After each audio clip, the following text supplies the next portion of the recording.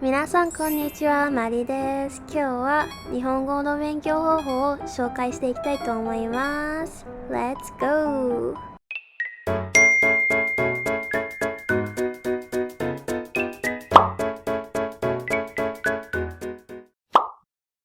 For beginners, something that you can do that's also quite fun is to watch a lot of anime.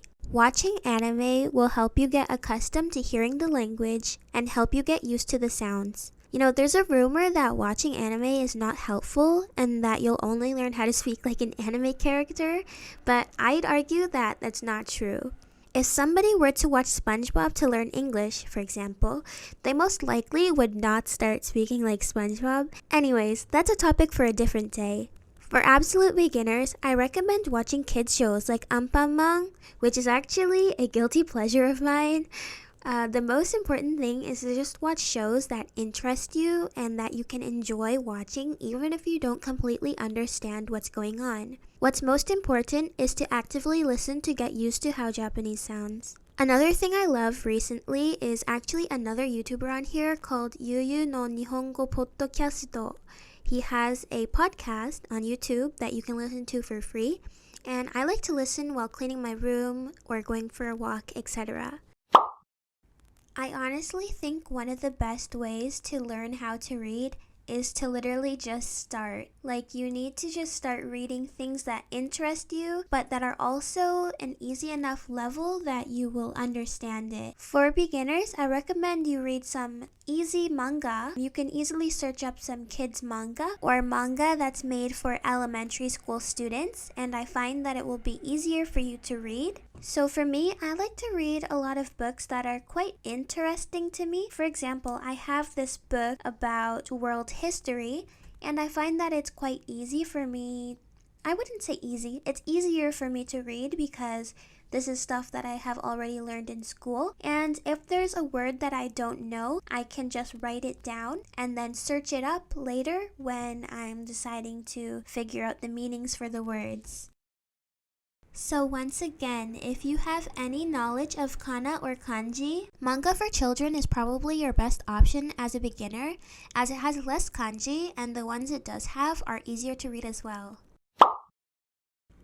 Everybody's least favorite, grammar. Actually, I quite like learning grammar because each grammar point I learn kind of feels like a level up in a video game. I've recommended this website before because I just love it so much, but I really recommend you guys check out jtestforyou.com. It's just so simple and straightforward to study with. Just select the beginner JLPT N5 grammar point list and read the explanations. Then, study those by making example sentences using the grammar points you have just learned. Usually, how I study grammar is to get out a notebook and then first write the grammar point out as the title. Next, you want to write the meaning in your native language, so in this case, English. Then, underneath, I write the grammatical structure or pattern. Basically, what is grammatically correct in a sentence. And lastly, I write some example sentences. They have some example sentences on the website, so I recommend writing those out first and then trying to create some on your own. Of course, also make sure to practice speaking the sentences out loud. You can learn as many grammar points as you want per day, but I'd say that 1 to 5 is an achievable goal.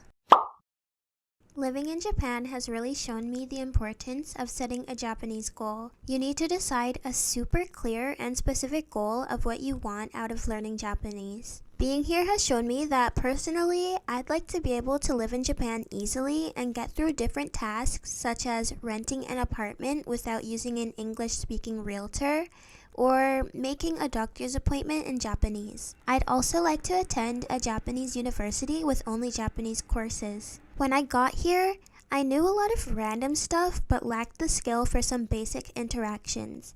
For example, when you pay by cash at a store, the cashier will say, "Oazukari shimasu," which, when I first heard that, I was kind of confused because I didn't know what they were saying. Simple things like that made me reconsider my goals in Japanese. So when it comes down to you, make sure to have a specific goal and tailor your study routine to meet the needs of that goal. If you want to study at a Japanese university, Make sure to study vocabulary that will come up in your specific major. If you just want to watch anime without subtitles, make sure to learn vocabulary that is common in anime. In the comments, let me know what your Japanese language goal is for 2023. If you enjoyed this video, check out my other videos about studying Japanese or life in Japan. I also have an Instagram where I post daily on my story about life in Japan. Also, make sure to hit the like button and subscribe with the bell turned on for all notifications. See you in my next video.